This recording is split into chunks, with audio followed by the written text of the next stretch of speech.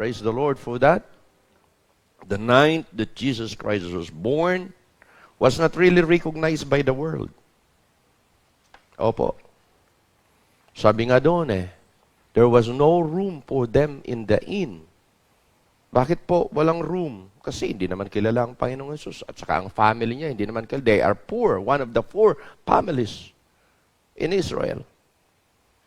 Pag binasa niyo Luke chapter 12, makikita niyo. Kaya tinuturo ko yan sa labas. Nagkakaroon ng devotion every morning.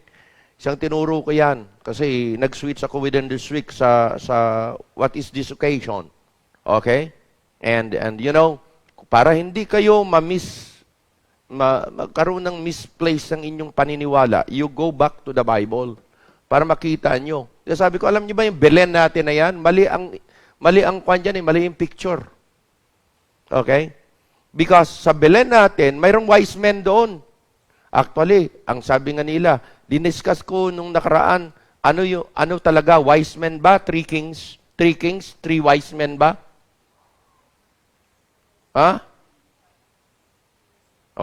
Maraming, yung pa na yan, yung statement na yan, 3 kings, 3 wise men, yan po, mali ding yan. Mali ding konsepto yan. Okay? Sa manger, pag binasa niyo yung Luke chapter 2, ang nandoon lang, si Mary, si Joseph, the Lord Jesus Christ, ang mga hayop, kasi kural yon, at shepherds lang, walang wise men. Wala. During the time. Pag binasa niyo yung Matthew chapter 2, doon yung makikita. Okay? Ang wise men. Pero dinatnan nila ang Panginoon sa bahay na, hindi sa kural. Hindi hindi. They saw the young child na, 3 beses inulit, young child, hindi baby. Bakit po? Because they came from afar, from the far east of Jerusalem, hindi far east na Pilipinas, Far east ng Jerusalem. Ano ang east ng Jerusalem? At very far. Alam niyo kung ano yon? That is Babylon. Babylon. Kung ita-travel ng wise men by donkey, by horse, by mule, ang Babylon, during the time, wala namang airplano, wala. Alam ba ninyo kung ilang buwan nila ita-travel? It will take them 4, 6, 7 months to reach Jerusalem. Ang layo. Bakit wise men? Did you remember that Daniel and the group, mga wise men na in-invade ang Jerusalem? Lahat ng mga wise men at mga dinala sa Babylon. Nung time ni Nehemiah at Ezra, they were able to come back through the decree of King Cyrus. Okay? At of course, Nebuchadnezzar, kinuha niyan. Pero some of them were able to come back. Some are not. Siguro may mga dahilan dyan. Siguro ang nanay, ang tatay Jewish, ang nanay ay Gentiles. Kaya mix. Pag mixed blood na, tawag yan Samaritan. Okay? So, ganon. But they were wise. Alam mo naman ng mga Hudyo, wise talaga. Marurunong ng mga tao Okay. So, they traveled. Nung nag-travel sila, nung makita, panganak, nakita nila yung star. From the time they follow the star when they travel.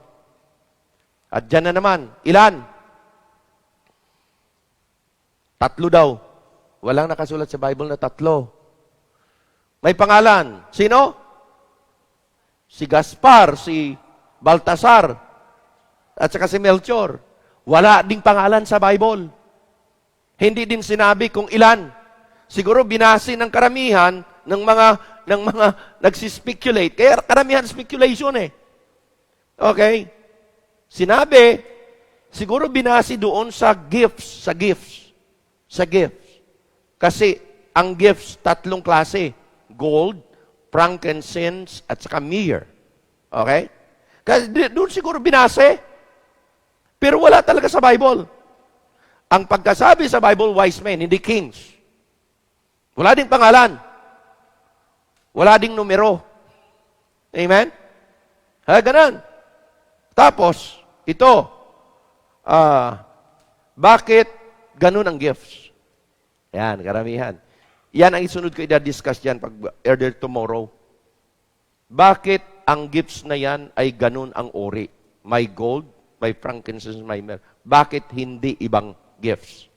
Anong dahilan? May significant na, may tinuturo yung Bible dyan.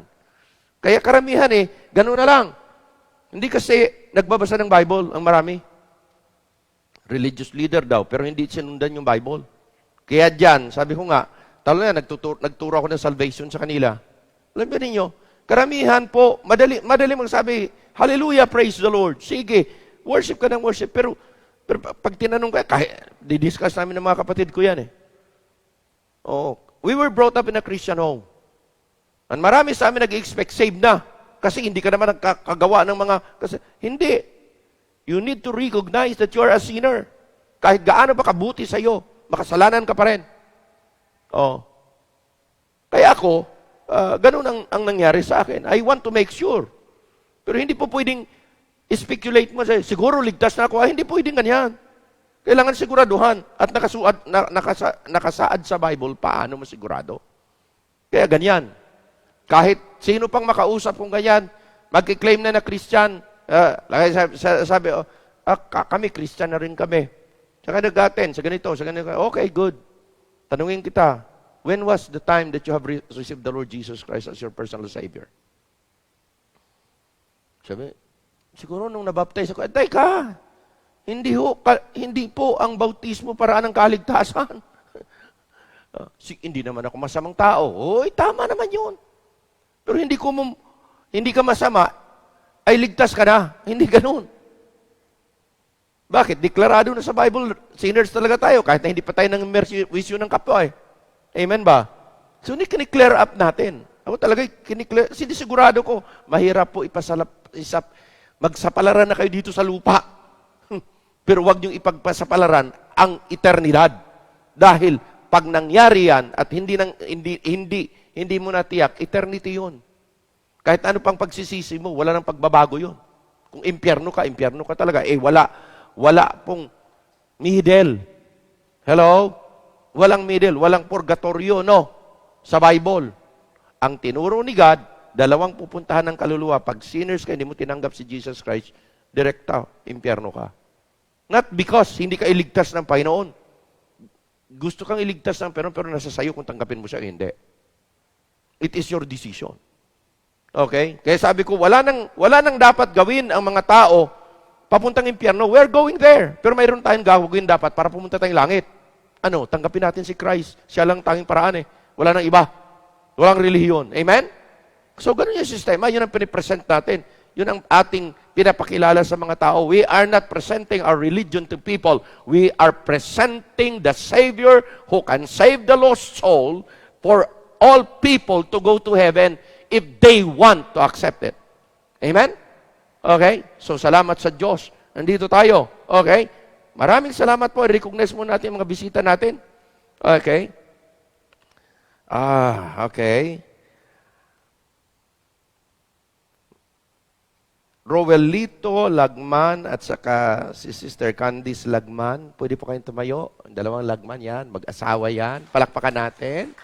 Salamat po for coming. Amen. And Brad Carlo Cadrillo. Ayan. Kayo po. Yan. Palakpakan po natin. Salamat po. You are welcome sa simbahan namin. This is your first time. Pero nais naming sabihin sa sana, this is not only the first time, but this is the beginning that you can come back again. Salamat po. Makaupo na kayo. Thank you very much. Amen? Okay?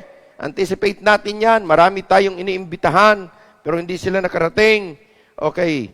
Yung mga iba nating mga kasama ay medyo dahan-dahan na dahil sa Pasko na Amen? At sabi ko nga, okay, 23, full force muna tayo, 24, 25, 26, family yan. Pamilya, bahala kayo kung saan. Okay? And verse 27 is our Thanksgiving Sunday.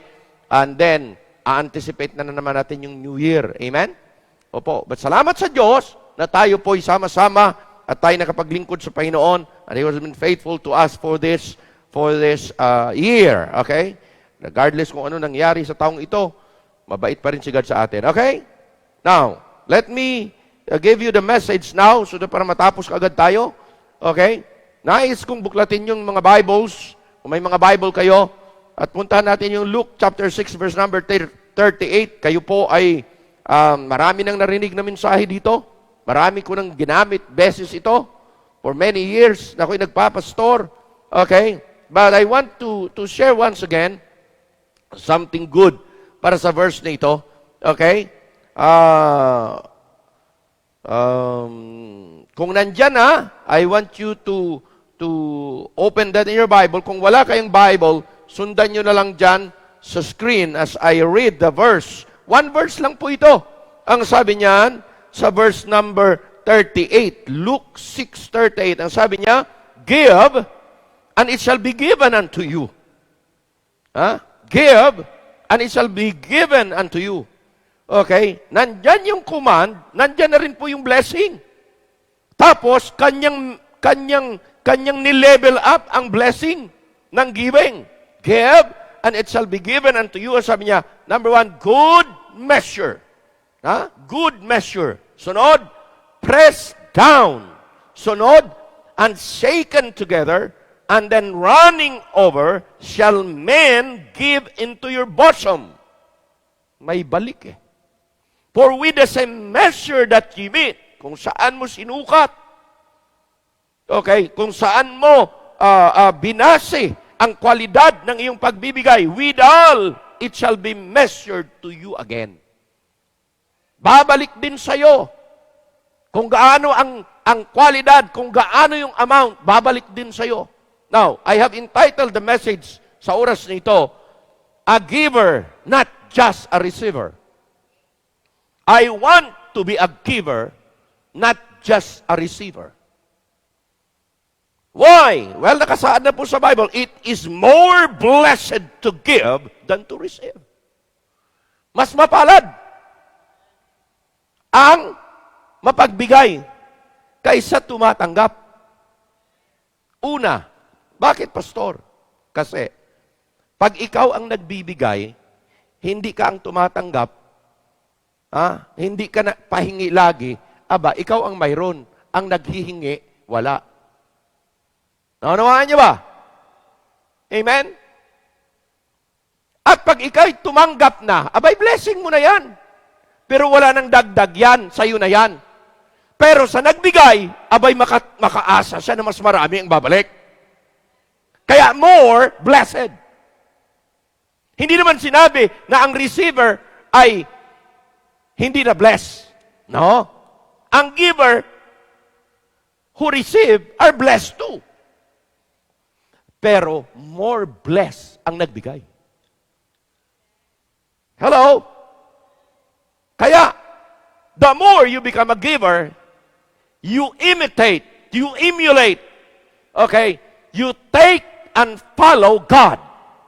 The more you will be loved by Him. Yun ang ganda Kung nais ko na ako'y lalong mapalapit at lalo akong mahalin ng Diyos at lalo ko siyang mahalin, therefore, I should practice giving. Bakit? Yun ang paraan Nalala akong mamahalin ni God.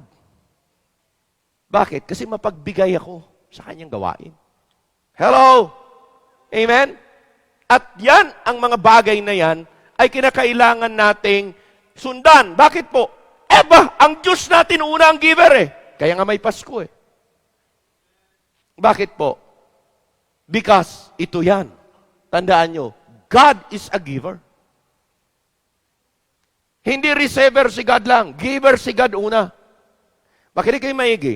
Pag ikay tanggap lang ng tanggap at ikay hindi natutong magbigay, alam mo ba na ikaw yung tao na pwedeng dole out ang mentality? Ikaw yung tao na hindi mo na-imitate si God. Kasi si God, ang una talagang prinsipyo niya, giver siya Hello?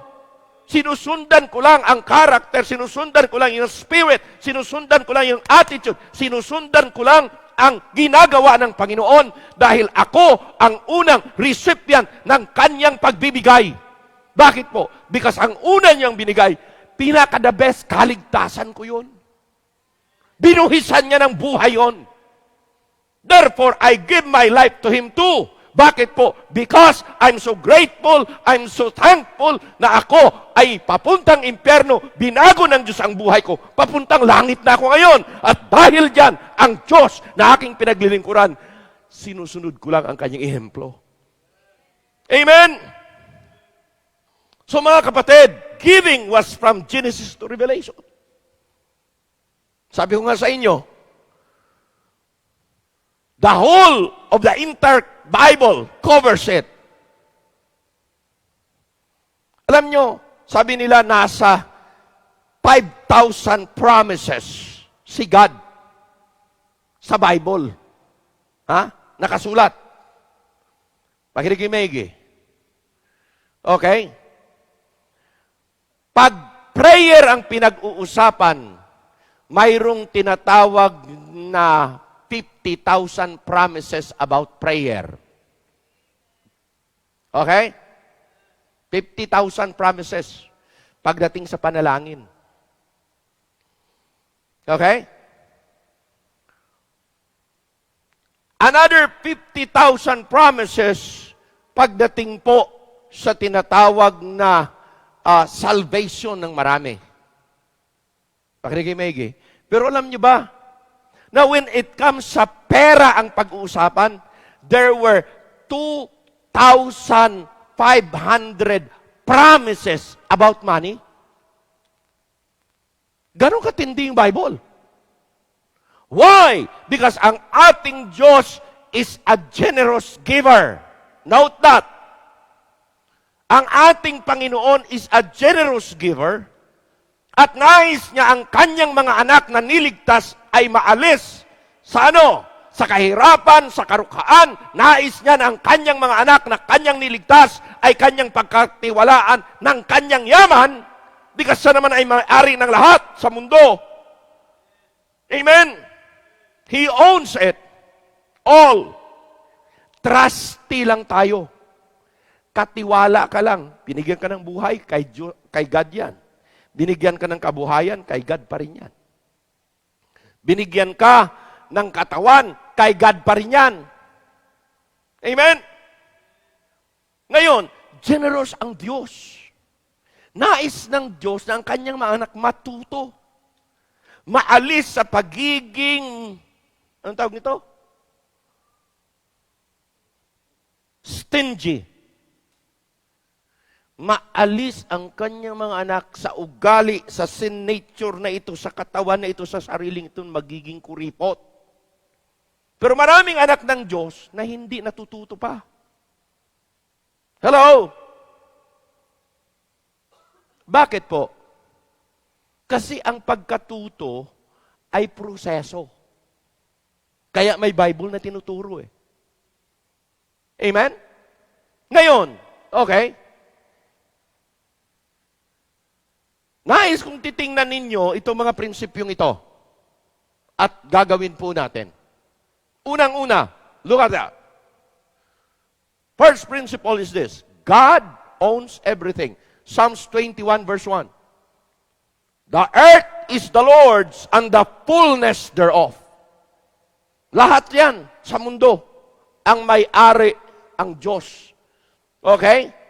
Bakit iba?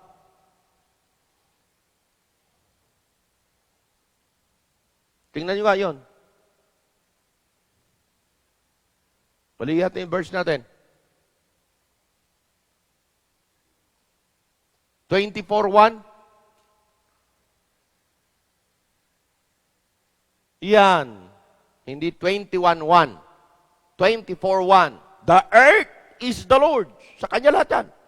And the fullness thereof. The world and they that dwell therein. Sa Panginoon lahat yan. Kaya kung mayroon ka ngayon, pasalamat ka, pinagtiwalaan ka ni God. Kaya nga, ang buhay na ito, I recognize, hindi to ako ang may-ari nito, hiram lang to eh. Kaya anong gagawin ko? Siguraduhin ko na ang buhay na ito, ginagamit ko sa Panginoon habang ako'y nabubuhay para may pakinabang si God. And there would be a reward for that. Amen? Amen? Di tayo naglilingkod para maligtas. Naglilingkod tayo dahil ligtas na tayo at kinakailangan nating ipaglingkod para mapakita at atin pong magawa ang karapat-dapat para sa nagligtas sa atin at siya po ay matuwa at siya po ay magpala at siya po ay magre-reward sa atin pagdating na tayo po'y wala na dito sa lupang ito. Amen? So therefore, mga kapatid, ito pa, palitan mo yung verse na yan, ha? Okay. God has appointed us to be steward of what He owns. Inappointed tayo ng Panginoon. Kung ano ang mayroon siya, ipinagkatiwala sa atin. Pamilya, anak, sa Diyos pa rin galing yan. Okay? Next, we will be held accountable for our stewardship. Anong sabi ng Bible? Sabi ng Bible ito, it is required in a steward that a man should be found faithful. Required sa stewardship ang faithfulness. Sabi ko nga, alam ba ninyo, kung kayo nagtatrabaho sa boss, may boss kayo, may company kayo. Pag kayo na pagkatiwala na ng kumpanya, pagyamanin nyo ang trust na yan. Dahil pag ikaw ay nagluko dyan, at magkaroon na ng lamat yung trust na yan at magka-question na ang iyong superior sa iyo, sa iyong pagtitiwala niya sa iyo, sooner or later, delikado ka na. Pwede kang alisin. Pwede kang sipain. Bakit po? Because ang trust dapat hindi mabahida ng doubts. Hindi dapat mabahida ng doubts ang trust. How much more si God na wala tayong maitago? Sa tao, pwede pa tayong magtago eh. Hindi man nakikita ng tao ang ating puso. Pero sa Diyos, wala kang maitago eh. Dahil ang basehan ng Diyos, puso. Hindi ito. Amen? So therefore, mga kapatid, we should be, in-explain ko sa Koreano eh. So yung Koreano, kailangan, kung tayo magsama, dapat may tiwala tayo sa isa't isa. Tama. Sabi ko, may tiwala dapat tayo sa isa't isa. Wala dapat. Now, explain trust. Explain honesty. Sabi ng Koreano sa akin. Sa akin, simple lang ang honesty. Sabi ko. Ang honesty ko, hindi sa'yo. Nagulat. Ang honesty ko, hindi sa tao. Kasi pwede kong i-fake yung tao eh. Ang honesty dapat una, i-express mo sa Diyos. Pag honest ka sa Diyos, maging honest ka sa kapwa mo. Pero dishonest ka sa Diyos, sigurado hindi ka maging honest sa kapwa mo. That is to me. Sabi niya, I will explain that to you. Sana, pero in-explain mo na sa akin. Abay, siyempre naman. Yun ang totoong honesty. Okay? Kaya pag ang Diyos ang boss mo, hindi yung company mo, pag ang Diyos ang boss mo, maging honest ka sa company mo. Amen? Maging honest ka sa kapwa mo. Bakit? Ang Diyos nagbabase sa puso, hindi sa labas na anyo. Amen? So yun ang prinsipyo. Yan ang dapat titingnan natin. We will be held accountable sa pinagkatiwala ng Panginoon sa atin. Kasi siguraduhin ko na hindi sayang ang pagtiwala ng Diyos sa akin sa lahat kung anumang kanyang pinagkaloob sa akin. Maging buhay man yan, maging pamilya man yan, maging trabaho man yan, maging business man yan, o ano man yan, mga kayamanan man yan, material man yan, kinakailangan siguraduhin ko na yung mga material na mayroon ako, gagamitin ko yan para sa kaluluwatuan ng Panginoon. Amen ba? Ganun dapat ang spirit ng mga mananampalataya. Amen? Okay? Next, una, a giver is God's example. John 3:16, December, sabi niya, for God so loved the world. The proof of His love is this, that He gave the best ang kanyang giving. Hindi mo pwedeng sabihin, Lord, mahal kita. Kasi lagi ko sinasabi, taningin ko kayo, mag-amen kayo kung tama. Mahal nyo ba si God? Mahina. Mahal nyo ba si God? Okay. Pero ito, gaano? Bakit wala na nag-amen? Oo nga, no? Madaling sabihin, mahal kita, Lord. Pero gaano? Doon lalalim. Madaling sabihin yung I love you, Lord eh. Pero gaano? Gaano katindi ang pag-ibig mo sa Kanya?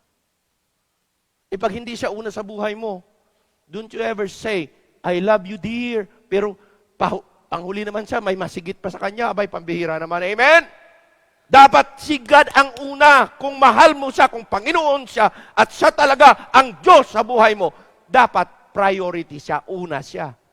Kaya sa Paskong ito, bago kayo tatanggap, magbigay ng regalo, tatanggap ng regalo, may regalo ba kayo kay God?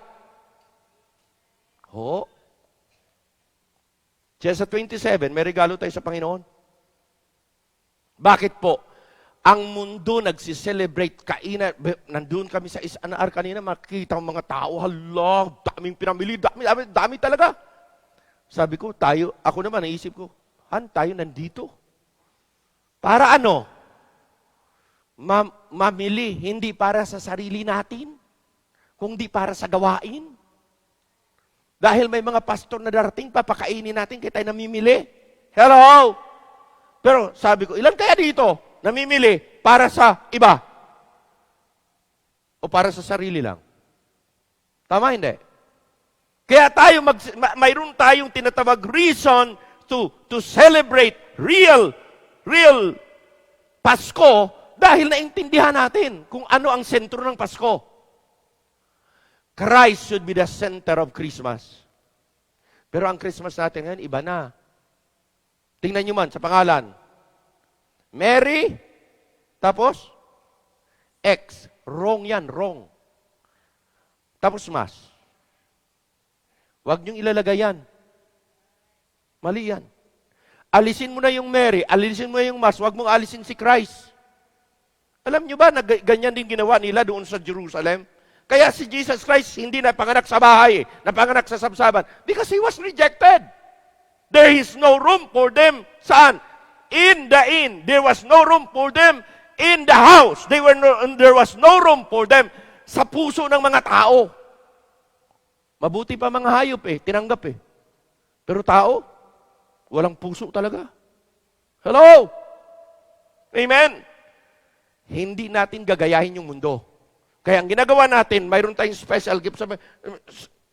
Totoo naman yan Kahit na kayo birthday ninyo. Mag-imbita ka lahat. Birthday ko. Pagkatapos, nag-birthday ka, nagdalang mga regalo. Ang ginawa ng mga tao, nag-exchange gift. Tapos ikaw, birthday celebrants. Wala. Nag-exchange gift naman. Hindi ka ba ma-insulto? Pabira, birthday ko? Wala man lang binigay sa regalo, sila nag-exchange gift. Hindi ka ba nahihiya?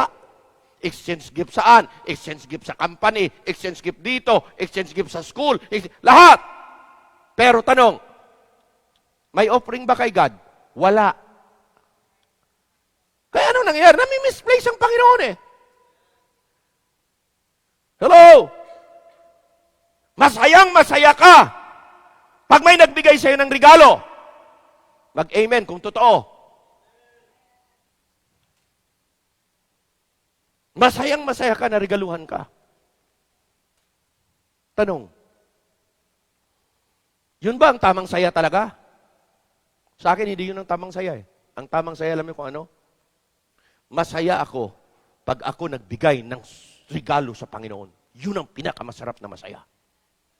Bakit? Because nabigyan ko siya ng parangal at pasasalamat sa buong taon na matapat siya sa akin at sa aking pamilya. Matapat siya sa trabaho. Hello? Matapat siya sa biyaya. Amen? Matapat siya sa kalusugan. Amen? Pag ganyan po mga kapatid ko, una si God, mayroon ka ng karapatan magsiselebrate kahit ano. At mayroon, hindi ka rin makonsensya. Makinig kayo, hindi ka na rin makonsensya tumanggap ng mga regalo kahit ano man yan. Bakit po? Kasi inuna mo na si Christ. Bigyan. Amen? The proof of His love is giving. The proof His so much love is the best giving. Kaya alam niyo mga kapatid, tayo, hindi tayo nagbibigay na ganun-ganun lang. Pagdaan ng offering, sige, oh. Tapos sabihin mo, kainin ko pa sana yan. May bibilhan pa sana ako niyan. Hindi ganun ang giving sa Bible eh. Ang giving sa Bible, pipiliin mo yung pinaka-the best. Pinaka-the best. Hindi naman ni-required ng Diyos sa'yo ang hindi mo kaya eh. Ang nire-required lang ng Diyos sa'yo, anong pinaka-the best? Yun ang ibigay mo kay Lord kasi nakakahiya naman. Siya nagbigay ng kanyang pinaka-the best eh. Bakit hindi kaya natin ibigay yung pinaka-the best para sa kanya? Hello? Amen? Kaya kayong mga nanonood sa bahay, dapat narinig nyo to. Okay? Narinig nyo. Bakit po? Dahil napakahalaga na ating masundan ang prinsipyo na hindi ka lang right purpose, right motive. Ang proper giving must have the right purpose, the right motive, the right reason. Amen? And of course, the right amount. Kaya ako, sabi ko, pag ako nagbibigay, ay ako magbigay ng punit-punit or perang yamu-yamukot. Kahit na 5 piso lang yan, dapat malutong yan. Nibigay mo nga, malulutong eh. Maraming 20 ngayon. Malulutong. Ano dapat? Abay, kung gusto niyo yung pera, malutong. Kaya ako, hindi ko talaga ugali na yamukutin yung pera. Alam ba ninyo, na maraming bansa na pag ikaw tao, pera mo yan. Halimbawa, Koreano, pag niyayamukot mo yung pera ng bansa mo, wala kang respeto sa bansa mo. Kaya huwag nyo yamukutin yung pera. Anong gagawin? Pag nakatanggap kayo ng yamukot na pera, plansahin mo. Pag dinanan mo, pinansa mo yan, lulutong yan. Yun yan ang technique yan eh. Amen? Kaya sa akin, yung pitaka natin, 3 ang space. Yan eh, 3 yung space. Yung 2. Yung iba nakatago.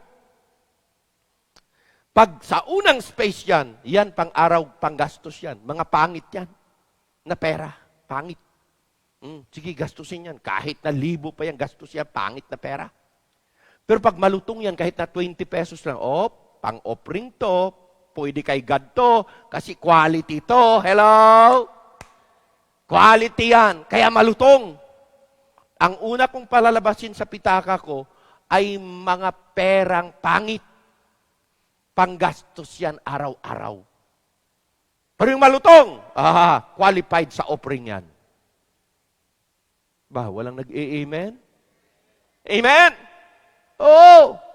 Kaya yan. Pag ako'y magbigay, tingnan nyo, stewardship is required in all areas of my life. Why? My giving releases God's blessing. Pag mapagbigay ako sa gawain ng Diyos, malakas ang loob kong humingi. Hello? Kahit na wala akong pera, malakas ang loob kong humingi sa Diyos. Lord, kailangan ko ngayon ang araw na ito ganito. Nilarga ko na lahat sa iyo. Nangako ka. Gaya, doon ako. Saan? Nagkiklaim sa pangako. Nangako ka! Hindi mo ako gugutumin. Sa palagay nyo, gutom si pastor? Kayo nga, kikita ko, hindi kayo gutom eh. Amen? Di ba? Life is enjoyable. Basta't kontento ka sa buhay, satisfied ka. At basta't nauna mo si God, yun ang masarap na buhay, Kristiyano. Kaya, Christian life is the best life. Yan po ay promise ni God, design ni God para sa mga ligtas. Maging miserable lang yung buhay mo, alam ka no? Pag wala kang contentment sa buhay, Kristiyano ka. Bakit ho? Hangad ka ng hangad. Damura naghahangad ka. Alam nyo, kahit na yung mga, tingnan yung mga government officials, mga mayayaman na yan, pumunta sa panungkulan sa gobyerno. Pero bakit ang daming kurakot pa? Kasi walang contentment sa buhay. Hindi satisfied. May mga millions sa yan, dami ng mga lupain yan, dami ng mga, tama hindi? Pero bakit? Kurakot pa rin, nanakaw pa rin sa gobyerno. Simple lang. Kasi, walang contentment sa buhay. Marami dyan bisyo. Mayroon. May 100,000 na. Monthly, hindi pa kontento. Ikaw, pastor, ay ako may 100 lang, pwede na. May 1,000, pwede na. Sumubra dyan, ay masaya na. Bakit? In everything give thanks kasi. Kontento ka sa buhay eh. Kung ano lang mayroon, salamat sa Diyos. Amen? Ilay ko sasabi, ako, magarbo ako pagdating sa gawain ng Diyos. Sa sarili ko, hindi. Naging magarbo lang naman ako sa sarili dahil sa inyo eh. Kasi kayo nagbibigay sa akin eh. Amen? And I'm proud to say that kahit sa mga simbahan. Bakit? Kung wala ang mga members ng Conception Bible Baptist Church, hindi ito maging ganito ang pastor na to. Hindi malaki ang simbahan namin. Kunti lang kami. Pero grateful ako sa mga membrong inilagay ng Diyos sa simbahang ito because naunawaan nila ang prinsipyo ng Bible, naunawaan nila ang example na pinapakita ng pastor nila, naunawaan nila na kahit na mahirap kami ay nagbibigay dahil we believe that God can give us more as we go on in serving Him. Yun ang the best kasi na example ni God. Tinutularan lang natin. Kaya kayo mga kabataan, kayo mga magulang, turuan yung mga anak nyo talaga maging mapagbigay. Lalo na sa Panginoon. Alam niyo bakit? Pag maging mapagbigay ang mga anak nyo, na-raise nyo yan na maging mapagbigay sa gawain, tandaan nyo po ito. Pag kayo tumanda na, maging mapagbigay din sa inyo yan. Pero pag yan, natuto ng karamutan yan, at madamot yan, maliit pa lang, bata pa lang, madamot na. Maniwala kayo, pag tumanda ka na, maramot din yan sa iyo. Amen? Ha? Giving demonstrate the character of God. Kaya pag giver ka, you are demonstrating the character of God. B, giving declares the provision of God. Amen? Pag mapagbigay ka, you declare how God provides you with material things. Giving, now let us see, it stimulates my dependence on God. Bakit tayo may first fruit giving? Bakit tayo may thanksgiving? Kasi we challenge God. We challenge God that He could bless us more sa 2021. Why? Nagkaroon man ng pandemic, nagkaroon man ng storms, nagkaroon man ng baha at anumang kalamidad. Pasalamat tayo, hindi tayo nadamay eh. Yan, nakaranas tayo. Pero wala namang nasira sa atin. Ang kagandahan dyan, may mga membro tayong nasira ang pananim, pero sa totoo lang, nakabawi rin. Kumita pa. Bakit? Kasi it was God eh. At yan po ay kailanman hindi nababagong prinsipyo. It stimulates my dependence. Kaya po, malakas ang loob ko. Because ang lakas ng loob ko, hindi nakasalalay sa galing ko. Ang lakas ng loob ko nakasalalay sa pananampalataya ko sa Diyos na may magagawa. I believe in my God who is unlimited. Why? Kasi ako limitado eh.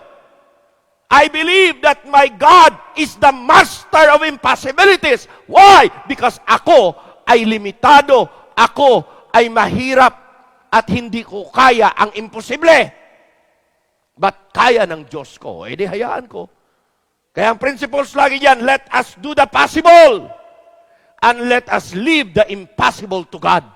Pag ganyan ang ating pananampalataya, walang makapigil yan at walang makastop yan. Bakit? Ang ating Diyos ang may kontrolan ng lahat. He is still the God that is in control, and He is still the God of the universe, and He is still the God that is sitting in the throne and in control of every climate, of every circumstances in life. Therefore, I must put my confidence in God. At ang sabi ng Bible, to him that believeth, because you believe in the God who is the controller over, to him that believeth, there is nothing impossible to him. Kaya wala imposible din sa akin. Bakit? Magtitiwala lang ako kay Lord eh. Kaya pag nakapag-pray na, Pak, amen. Pag naipag-pray na at nakaluhod ka na, you will now expect that the hand who controls the universe will walk, will do something, will work para in favor sa'yo. Hindi ba maganda yun? Amen? Kaya importante na bago pa lang ang 2021, ang ating mga mananampalataya at members sa simbahang ito ay matindi ng lumuluhod araw-araw. Amen? Bakit po? Because ang prayer natin is the strongest stand of a believer. Yan ang strongest stand natin. At hindi yan matitinag naman pa.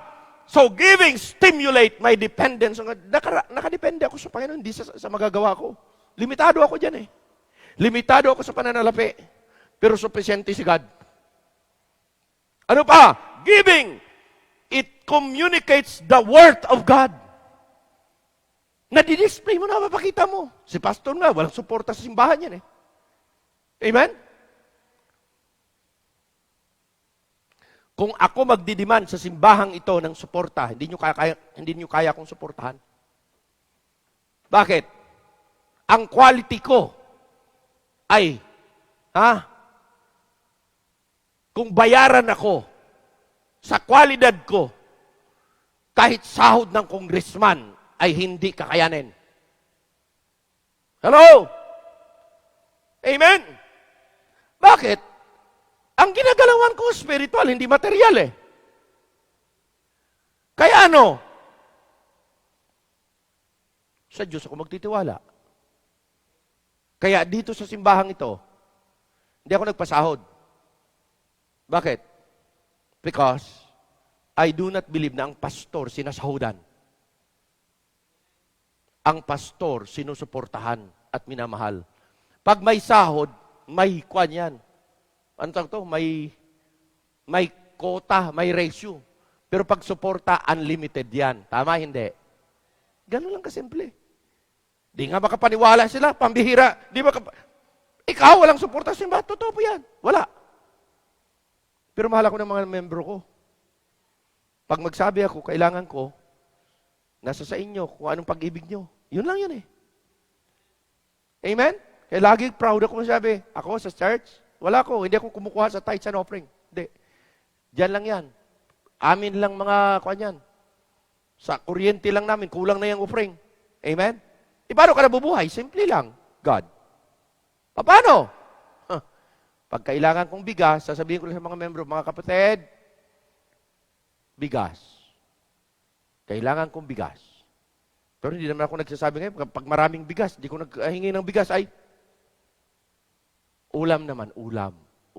Kaya ulam lang, pwede na. At ang ulam ni pastor ay hindi magarbo. Ano ulam ko? Pwede na ako sa Target. Hindi karne norte yan. Asin yan, pwede na yan. Oo. Amen? At hindi na rin maraming bigas. Bakit? Kasi hindi na ako mapagkain talaga ng kanin. Kamuti na lang. Oh, hindi mas mura. Kamuti. Kamuting kahoy, kamuting balag. Ano? Oh, ganun lang. Oh, tapos, ano pa? 2 times lang ako kumakain sa isang araw. Di ba napakatipid? Oo. Di mahirap. Alam niyo yun ang sabi ko, hindi mahirap abutin pag ang standard of living mo ay simple. Simple living. Madali lang yan. Basta't kontento ka. Amen? Pero pag ako nangarap, pag ang mindset ko, abay, elegante ako, mga kapatid. Opo. Saan ba ako pumunta? Oh, doon. Doon kay Laurena. Ang suot ko, alam mo, mapili ako sa damit eh. Ang suot ko, yung puti iba na, yung may parang music. Oh. Kaya, nakasuspender ka pa. Iba ka talaga. Ay, pambihira naman siyempre. Alam nga naman, uniformity tayo. Pare-pare mukha natin. Di na magkakilalan, no? Amen? Oh. Iba ka talaga. Mayroon ka pa bang ganyan? Nag-isa lang to. Oh, baka itapon-tapon mo naman. Baka may pinsan niyang damit mo. Alam mo, pastor, sabi ko, si Laurena yun eh. Si Doc Laurena, milyonaryong pastor yun. Ang laki na kanyang building. Oh. Tapos sabi ko, alam mo, Doc, ako kasi, simpleng tao. Pero, Pag tumingin ako sa isang bagay, saan mo binili yan? Ganun ka agad sinabi. Pastor, ukay-ukay. Ha? Ukay-ukay, opo. Magkano yan? Nasa 75 pesos. Hindi ako maniwala dyan. Ganyan talaga. Bakit po? Kasi ang pananaw nyo na, hindi po. Di ba sinabi ko sa inyo, saan ko nabibili yung mga damit ko? Yung kapatid ko sa Visayas, papakita niya, Noy, may maganda dito sa ukay-ukay. Magkano yan? 75 pesos. 75 pesos naman talaga eh. Oh.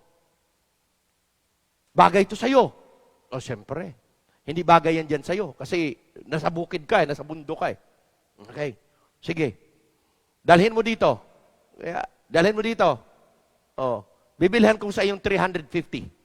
Tuwang-tuwa na yung kapatid ko. 375 lang po na. 350 may pipira.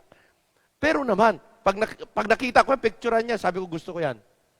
Ano bakit?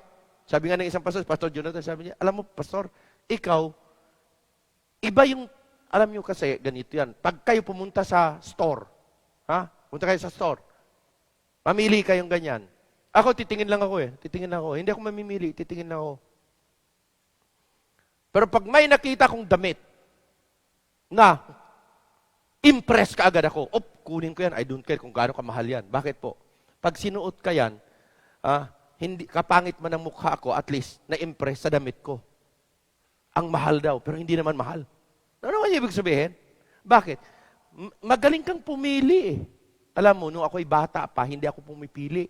Kasi nung bata pa tayo, talagang, kuhan pa tayo, himan, yung, anong tawag yan? Pero pag matanda ka na, kailangan maging maselan ka.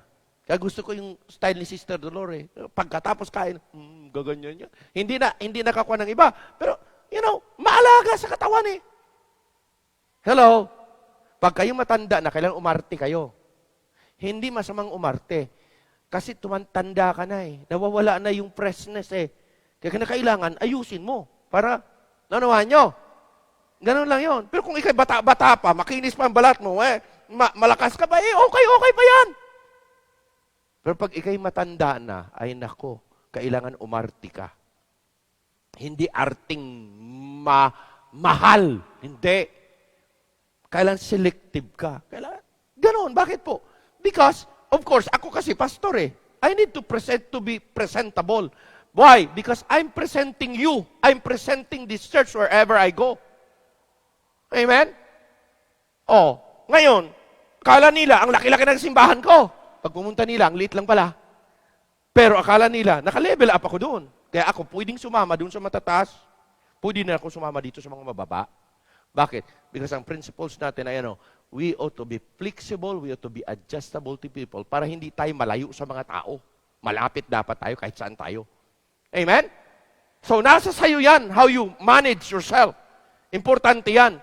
Kaya, it participates the will of God kasi nandyan yan Kalooban ng Diyos kasi yan. Kung anong kalooban ng Diyos, sundan natin. And that is how God moves. God is a giving God. He is a generous God. And we must. Okay? Sige. Next. Pambihira, pangalawa pa lang. 3 lang naman to. A giver is so much loved by God. Ano yung una? A giver is an imitator of God. Yun sa verse 1. A giver is God's example. Example ng Diyos yan. Pangalawa, ang sabi doon, a giver is so much loved by God. Mahal ka ng Diyos pagpapagbigay ka. Sabi ko, kinikwento nga sa inyo, marami akong kaibigang mayaman. Mayaman. At kung minsan, pag ikay nakadikit sa mayaman, feeling mo mayaman ka na rin. Feeling lang. Totoo, hindi. Opo.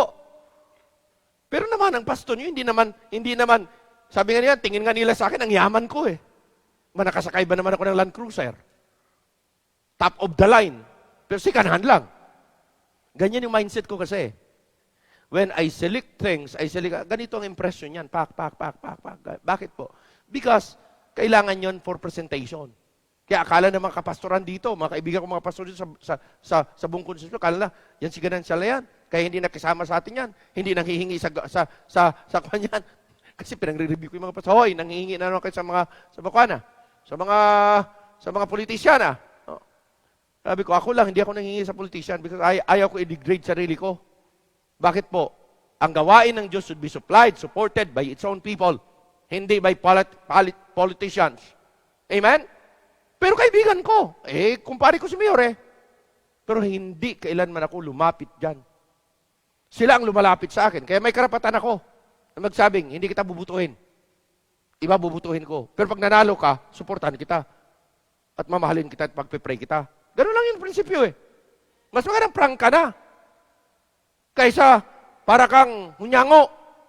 Alam mo yung hunyango? Kung saan makadikit, yung kulay. Opo. Nung nag-run yung ating mayor, siyempre nagkagalit sila ni congressman Tapos siya nag-run. Alam mo, sabi ko talaga, daming lumapit dito sa akin. Pasensya na po kayo, meron na akong gustong putuhin Oo. At kung sino mang butuhin, mapalad ka kung ikaw napusuan ko. Pero ika-campaign ko yan sa mga membro ko, hindi ako magka-campaign sa labas. Ito ang gusto kong butuhin. Tapos, meeting kami mga kapastoran, dami-dami. May mga sa buong konsepsyon. Ang problema ng ibang mga pastor, ay pag pinatawag ng itong partido, nandoon, lahat. Kasi may tatanggapin. Magkano lang tatanggapin? 500. Pakakainin ka, 500. May utang na loob ka na. Ako, patay. Pag dumating na naman kabila, nandoon na naman. Kaya sabi ko sa mga pastor, talaga bang siya talagang bubutuhin natin? O baka mas malaki ang bibigay doon sa kabila? Amen? Dito, 500 lang panggasolina mo lang yan. Baka doon, malaki, 1,000. Kaya dyan napapahamak ang bayan natin at bansa natin. Bakit? Kasi maraming tao dahil lang sa pera na bibili. Sabi ko, kung pera lang habol ko, wala ako dito sa Pilipinas. Hindi ako magpapastor dito. Sa Amerika ako magpapastor. Pero hindi ganyan Standard. The standard of the principles of God's Word should be the one that will be dominating. A giver is so much. 1917, tingnan yung sabi. 1917 ng Proverbs. Sabi niya, he that hath pity on the poor, tingnan nyo, lend it to the Lord. Abay! Inote nyo yan, lend it unto the Lord. Kailan pa nangyari na nagpautang ka sa Diyos? Matindi yung statement na yan. Siyang nagbibigay sa mga mahihirap. Ang mahihirap dyan ay yung investment natin sa mga unbeliever. Hindi pa save. Our mission giving. Lahat ng giving natin sa church, for the purpose yan na maraming tao makakilala sa Diyos. He that pitieth upon the poor, nagpapautang sa Diyos. Mayroon palang ganyan? Pwede palang pautangin ng tao ang Diyos. Pwede palang pautangin ng mananampalataya ang Diyos. Paano? Pag ikay giver. Amen? And that which He hath given, what? Will He pay Him again? Ang ibinigay mo, ibabayad uli ng Diyos sa'yo. Mas matindi pa. Anong ikakatakot ko? Amen? The most striking reward of generosity is this. It is a resemble to alone. Sabi niya, lends to the Lord. Wow, grabe. Pag nakita niyo yan, kaya every time na mag-o-offering ka, every time may sacrificial offering, lagi mong sinasabi, investment ko ito kay God. Nag-i-invest ako sa Diyos. At pag yan, nagawa ko na, ang the rest ng mga buhay ko at araw ko, hindi ako gugutumin ni God. Ibabalik niya mas malaki. Hello? Kaya hindi po sayang yung effort natin na trabaho. Trabaho ka ng trabaho. Di ba maraming tao, patay-patay na trabaho. Patay-patay sa business. Hanggang aga pa magising, hanggang ginabi ka na. Pagkatapos sa trabaho, ganun din. Nag-overtime pa. Tatanungin mo, kamusta? Anong pag-unlad ng buhay? Parang wala man. Hindi ko alam kung saan napapunta lahat ng kinita ko. Kumita naman ako ng maganda. Saan napapunta? Saan sabi ng Panginoon? Hindi mo alam kasi parang nilalagay mo sa iyong sa iyong na marami butas. Hello? Bakit po? Hindi ka nakakaipon. Bakit po? Pag nilagay mo, kung maraming butas yan, parang tubig. Ilagay mo ang tubig sa bayong. Tingnan ko lang kung may maipon kang tubig. Wala. Maraming butas eh. Kaya alam nyo, give unto the Lord. Lahat ng butas matatakpan. Para ano? Ang iyong imbakan ay hindi mauubusan. Ha? Amen? Bakit po? Yun ang sabi. You are lending to the Lord. You are trying to invest something sa Panginoon kung saan it will multiply. Naku, pag bumuhos, matindi. Amen? Giving is a very personal matter. Nasa sayo yan, nasa puso yan. Hindi ka po pwedeng madiktahan ni pastor dyan. Kanya-kanya tayong level eh. Hindi ka pwedeng madiktahan ng magulang mo, ng nanay mo, ng tatay mo. Hindi. Individual yan, individual. Hindi ka pwedeng diktahan ng asawa mo. Kaya sabi ko sa kanya, hey, bahala ka sa commitment mo. Sabi ko sa bahala ka sa commitment nyo. Basta ako, alam ko commitment ko. Ito nilid sa akin ng Panginoon, ito gagawin ko. Bakit? Kasi God will supply the needs para sa commitment ko dahil yun ang leading niya. Amen? Okay? Sacrificial giving must be to the highest quality. Note that. First class to obtain God's favor and God's continual blessings. Huwag niyong kakaligtaan yan. Ang sacrificial giving, dapat quality yan. Bakit? Ang Diyos ang bibigyan mo eh. Nakaka-insulto sa Diyos. Sabi mo, binigay niya sa iyo ang pinaka-the best, pagkatapos ibabalik mo sa Kanya. Kaya nandoon yan sa Malakay chapter 1, ano sabi niya? Subukan niyo nga. Bakit ibibigay niyo sa akin yung may sakit? Yung masakitin, yung pilay, yung bulag, bakit ganun? Where is my honor? Bigay mo nga yan kay governor mo, bigay mo nga yan kay kapitan mo, bigay mo nga yan kay... Tingnan ko lang. Keso. Pinakamaganda ngayon, keso. No? Subukan nyo. Bumili kayo ng kesong may uod, ibigay mo nga kay governor yan, ibigay mo na sa kung tingnan ko lang, ibabato sa iyo na to. Tama, hindi? Hindi quality. Kay God pa? Amen? Hindi naman kailangan ni God ang giving natin. Kaya tayo nagbibigay kasi out of our gratitude, pasalamat tayo sa Panginoon. Amen? Amen? Kaya tandaan nyo, sacrificial giving must be to the highest quality, first class to obtain God's favor and God's continual blessing. If not, it is an insult to Him who gave us. Steward lang tayo. Entrusted us the best of all things. Pero mo, the best of all things binigay sa iyo ng Panginoon, tapos ibabalik mo sa Kanya, tira-tira. Ibabalik mo sa Kanya, walang quality, hindi ubra. Amen? Kaya una, a giver is so much loved by God. The best yung gagawin mo. Last! Okay, a giver. It is so much what? Blessed by God. Gusto niyo maging blessed kayo sa 2021? Gusto niyo i-bless ng Diyos ang mga businesses niyo, ang lupain niyo, protektahan ng Diyos ang pamilya niyo na di magkasakit. Lambanin niyo na isa sa hindi kayo ma-COVID. Give unto God. Invest in the life of the ministry at makikita ninyo, hindi magkukulang si God. I have seen lives of people in this church na they started small, they started nothing, but ngayon they have everything. Bakit? Because God was true to His promises. Na ano?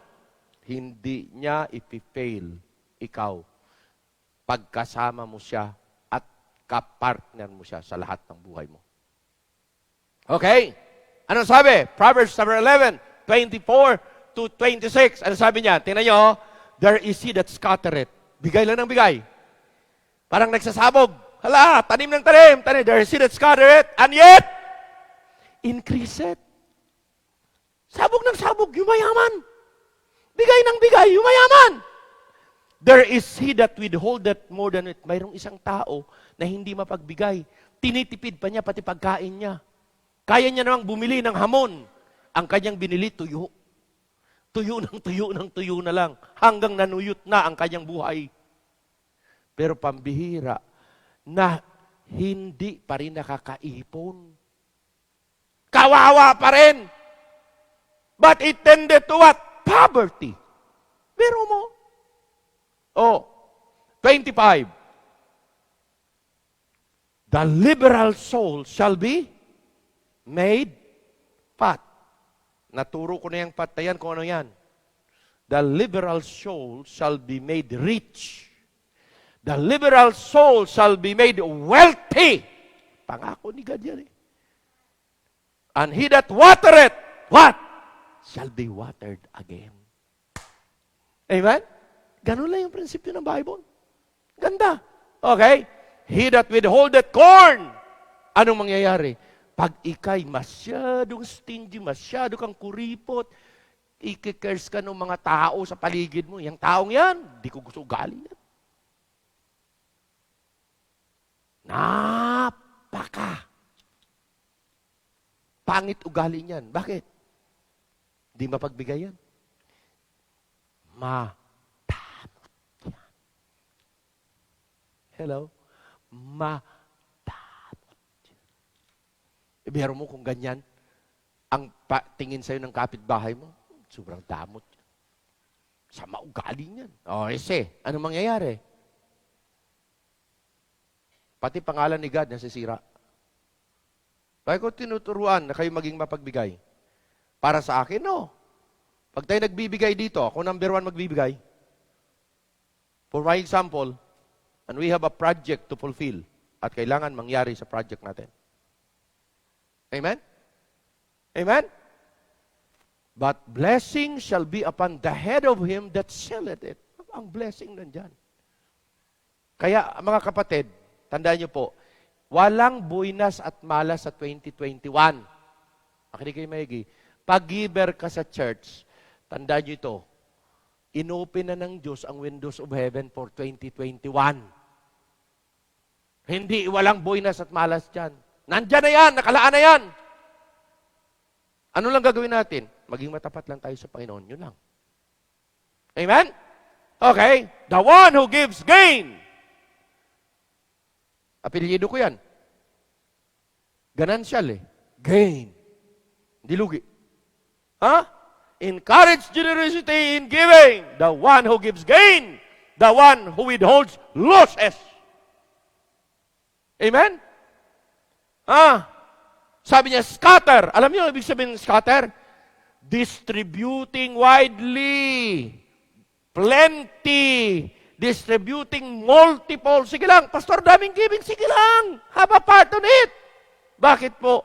Pag marami kang itinanim, marami kang maaani, marami kang babalik. Yan. Increases. The word increases means more than the amount given away. Yung mga increase. Ito lang itinanim mo, isang butil na mais, bay ang nakuha mo, dalawang stock na mais, ganyan o? Ilang butil yun? Amen? May iba pa, may tatlo pa sa isang puno, tatlo. Isang butil lang yun. Kung nagtanim ka ng 1,000 na puno, boy, pambihira. 1,000 ding mais. Yan ang principles ng giving of the Bible.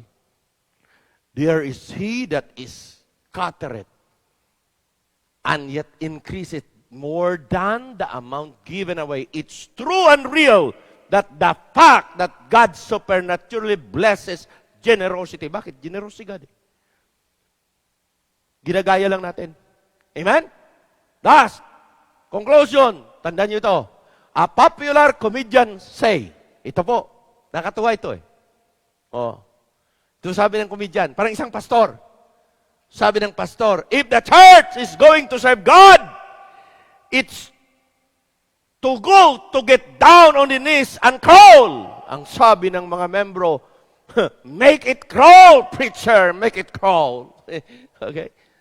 Yun ang sabi. Ulitin ko. Pag sabi niya kung ang church ay talagang maglilingkod sa Panginoon, kailangan sila will get down on their knees and crawl. Sabi ng congregation, let it crawl, preacher, let it crawl. At sabi niya, when the church has learned to crawl, it got up on its feet to walk. And the member said, make it walk, preacher, make it walk. Ha! Tuloy pa. Once the church learned to walk, it's got to begin to run. Sabi ng mga membro, make it run, preacher, make it run. And in order, sabi ng preacher, for the church to run, it's got to reach deep down to their pockets and learn to give. Biglang tahimik. And the people said, make it crawl, preacher, make it crawl. Bakit? Ayaw magbigay. Amen? Oh, gusto niyo ba ang church natin gagapang? Mga kapatid ko sa pananampalataya, I've been here for how many years na? How many years na ako nagpapastor dito? 37 years? 38 years? Hello? Naranasan po ng simbahan na ito bumagsak at nag-crawl. Gumapang. But I do not believe that the church should be crawling kahit walang support abroad. Kaya ganun kalakas ang loob ng pastor nyo at ganun kalakas ang presentation ng Conception Bible Baptist Church sa lahat ng mga pastor dito. Alam niyo bakit? Because tayo yung church that always dependent on God, not outside. May mga kaibigan ako mga Koreano, pero sabi ko nga, mabuti pang ibang mga churches, oh, may tumutulong sa kanilang Koreano. Sana may matumulong din sa atin. Pero sabi ko, siguro kaya hindi binibigay ni God. Alam mo bakit? Kaya gusto ni God, ganito lang talaga. Para malakas ang loob ng pastor niyo mangaral. Hello? Hindi ko gusto na sabi ko, alam niyo ba, the greatest giver in the church. Bukas ko sana ito sabihin, pero sabihin ko na sa inyo ngayon. Kung ulitin ko man bukas, pasensyahan niyo na, no? Ito. The greatest giver in the church is this. Who? The greatest giver in the church is not the rich people, but the poor people. Basahin niyo sa Bible. Ang laging example ng Panginoon, hindi mayayamang simbahan. Mahirap na simbahan, Macedonian churches. Laging example ng Panginoon pa din sa giving widow. Widow in the Old Testament, widow in the New Testament. Hello? Rich or poor? Poor. The greatest giver in the church is not rich people, but poor people. The greatest giver is not the rich churches, but small and poor churches. The greatest giver in the church is not the giver na maghihingi mula sa iba, tapos pupunta dito sa kanya, pagkatapos ibibigay niya sa iba. No! The greatest giver is this. Hindi siya nangihingi sa iba, tapos sasabihin niya, bigay niya, kundi mismo siya ang nagbigay at hindi siya kumuha sa ibang sources. Ganyan simbahan natin. The great giver in the church is not impulsive giver. Huwag niyo kalimutan ito. The greatest giver in the church is not impulsive. Yun, hindi yung pakara-kara or pabigla-bigla na pagbibigay. Hindi. The greatest giver in the church are people who prepared ahead of time, who prepared way bago ang due date. We are, tinuruan tayo na paghanda pagdating sa pagbibigay na malaki, pagbibigay na kung saan pinaghandaan natin ng isang taon. Pag isang taon, makikita nyo, laki ng giving mo. Daigin mo pa mayaman. Bakit po? Pinaghirapan natin dahan-dahan. Hello? Yan ba ang paraan? Yan ang paraan. Ayaw ko ng mga membro, nag-umpisa ka ditong kawawang-kawawa, nag-umpisa ka ditong mahirap, nag-umpisa ka ditong ikaw ng pinakamahirap na tao at ikay gumagapang. Hindi ko gusto na matapos ka dito sa ministeryong ito at kukunin tayo ng Panginoon na ikaw ay naglilimahid na Kristiyano. Hello?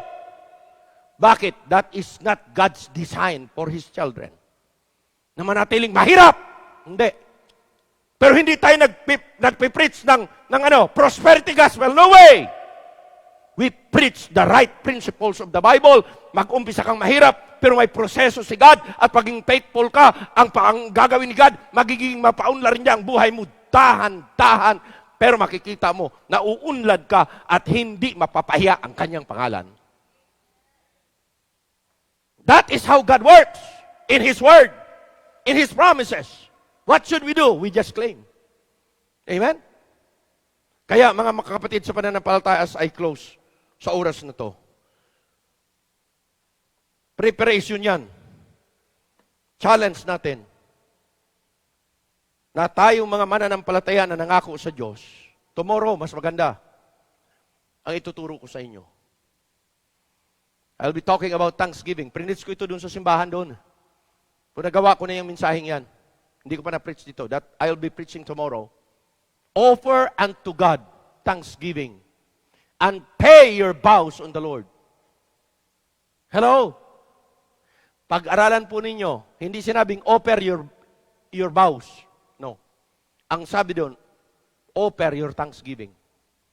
Pero pag sinabi sa vow, sa pangako, nangako ka, beginning of the year, ang sabi diyan, pay thy vows. Ibang klase. Bakit po? Serious si God. Alam ba ninyo na si God pay His promise, vows, also? Kaya bilang mga mananampalataya, pag ikay naturuan na ng giving at hindi mo gagawin, hindi naman kita pipilitin eh. Magalit ka na sa akin. Hindi kita pipilitin. Pero those who follow will experience how God works. Pastor, kahit na hindi ako giver, yumaman naman ako, so be it. Pero may investment ka sa langit, wala. What shall it profit a man if he shall gain the whole world and lose his own soul? Wala pa rin eh. Amen? Hindi ko mo marami kang material, kaya ako sabi ko, wag niyo akong i-challenge sa mga material niyo. Hindi mo ako mainggit diyan. Yan nga ang kinainisan ko eh. Pag ako nagtatrabaho, tapos operan mo ako ng pera, ipapakain ko yung pera mo eh. Sa'yo na lang pera mong milyon. Di ko kailangan yan. Ang kailangan ko, tamang partner. Kaya nga ang Koreano eh, iniwalayan ko eh. Bakit? Sabi mo, honest. Ha? Ikaw mismo, dishonest ka. Sa'yo na lang yung pera mo. Manap ka na ibang mga pastor, hindi na ako pwede magtrabaho sa'yo. Sinap. Bakit po? Si God ang mauna. Amen? Tumayo tayong lahat. Come on.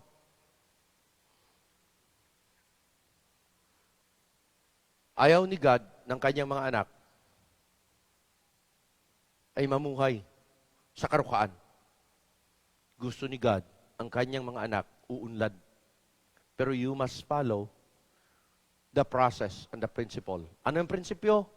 Be a giver, not only a receiver. Natutuhan ko na yan. Sa akin, mula pa noon, hindi ako nag-i-aim na ako ay receiver lagi. No. I always aim to be a giver. Dahil kung giver ako, mga kapatid ko, hindi kailanman pagkukulangin ng Diyos. That is what I learned from my parents. Siyam kaming magkakapatid. Mga kapatid ko, 4 nakapag-asawa ng foreigner. We never ask dito sa Pilipinas na sila magtulong sa amin. Opo. Dami ba kung anong ginawa ko mula ng pandemic na ito, mga kapatid ko, pinagpipray ko lang. 8:00 ng umaga hanggang 9:00 yan. Pray. We don't talk about money. We don't talk about helping. We just talk about prioritizing God. Put God first. This is the first time. Sabi ng ate ko, kanina, no, punta ka dito. Bakit? Yung mga kapatid natin nagpadala ng pera. Really? This is the first time. Oo. Kala ko nga, sabi ko, baka pamasko. 2,000 lang, okay na yan. Pwede na yan sa pamilya ko. Lo and behold, hindi. May ibinigay kay Mrs. May ibinigay sa akin. Opo, walang ibinigay sa mga anak ko. Pero sabi ko nga, bakit ko ikikip? May $100 ako. Sabi ko ba, salamat Panginoon. Bakit? Kasi wala naman akong bibigyan pang iba. Kasi ang aming mga commitment, fulfilled na eh. Ayun ba, kapatid, ang bait ni God. Kaya, take God's word. He never fails. Will you pray? Anticipate 2021. Manalangin na kayo sa Panginoon. What is in store for me sa 2021? Wala akong trabaho, bigyan mo akong trabaho. Lord, may trabaho ako, pagandahan mo. Bigyan mo ako ng good customers. Good. Mayroon na. So, you just come. If the Lord had spoken to your heart, the altar is open, you just come. Manalangin ako para sa inyo. Come on. Sige. Ask God, Lord, I don't want to be a receiver only. Ang dami ko nang tinanggap, dami ko nang pinagpala, Panginoon. Pinagpala mo na ako, Panginoon. I just want to be a channel of blessing. I want to be a blessing for others. Come on. Sige.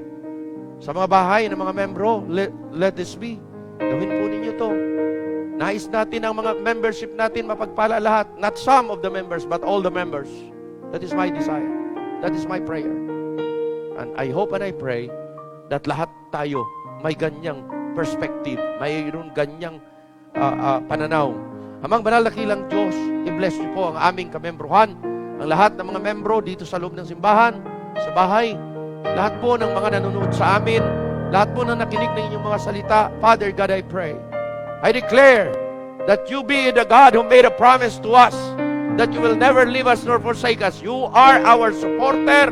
You are our preserver. You are our God who protect us from all evil. And Lord, protektahan mo ang aming businesses, protektahan mo ang aming mga tahanan, protektahan mo ang aming pamilya, protektahan mo, Panginoon, ang lahat ng aming mga ginagawa at ang aming mga kabuhayan. I-anticipate namin ang 2021. That will be a blessed year for all of us. I-bless niyo ang aking mga anak, ang aking pamilya. I-bless mo ang bawat pamilya ng mga membro. I-bless ninyo ang aming mga senior citizen na hindi magkasakit. I-bless niyo kami na hindi kayo ma-COVID, Panginoon, sa 2021. At patuloy namin hinihiling ng inyong preservation sa aming mga buhay will always rest upon us. Thank you, Father God. Thank you for the privilege of being in thy house. And Lord, anticipate namin that tomorrow once again, kayo po magpala at mag-bless sa aming lahat. For this all I pray in Jesus' name, and all the people say, Amen and Amen.